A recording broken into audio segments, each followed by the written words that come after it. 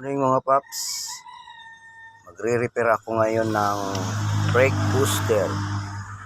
Ito na siya, oh. Pinalas ko na yung brake booster ng forward. Ito ang pinaka main cylinder. Ito naman yung vacuum housing, kanyang return spring,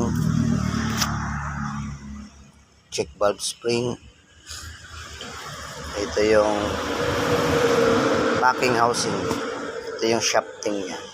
Iyan ang mga bolts and nuts. Ito naman yung buong one set na brake booster repair kit.